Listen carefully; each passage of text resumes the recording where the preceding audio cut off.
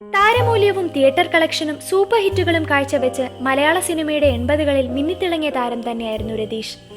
നായകനായും ഉപനായകനായും നിരവധി കഥാപാത്രങ്ങളെ രതീഷ് അവതരിപ്പിച്ചിട്ടുണ്ട്.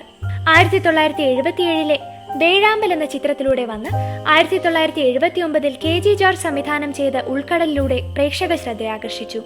IV ശശിയുടെ തുഷാരം എന്ന ചിത്രത്തോടുകൂടി വിലപിടിപ്പുള്ള താരമായി മാറുകയായിരുന്നു. 1983 19 ചിത്രങ്ങളിലും 1984 22 ചിത്രങ്ങളിലും 1985 23 ചിത്രങ്ങളിലും വേഷമിട്ട് താരമൂല്യം അരക്കിട്ടുറപ്പിച്ച താരം 200-നടുത്ത ചിത്രങ്ങളിൽ വ്യത്യസ്തവും വൈവിധ്യവുമാർന്ന കഥാപാത്രങ്ങളെ അവതരിപ്പിച്ചിട്ടുണ്ട്. തടാകം, തീക്കടൽ, സംഘർഷം, ചെമ്പൽക്കാട്, മുഹൂർത്തം 11:30, കൂലി, ഉണരു, രാജാവിന്റെ മകൻ തുടങ്ങിയവ രതീഷിന്റെ ശ്രദ്ധേയമായ ചിത്രങ്ങളായിരുന്നു. 1990കളിൽ സിനിമയിൽ നിന്ന് അല്പം മാറി നിന്ന രതീഷ് തിരിച്ചു വന്നത് സുരേഷ് ഗോപിയുടെ കമ്മീഷണറിലെ മോഹൻ തോമസ് എന്ന സ്റ്റൈലിഷ് വില്ലന്റെ കിടിലൻ ഇമേജുമായിരുന്നു.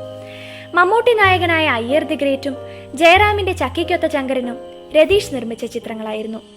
1954 ജനിച്ച രതീഷ് 2002 ഡിസംബറിലായിരുന്നു അന്തരിച്ചത്.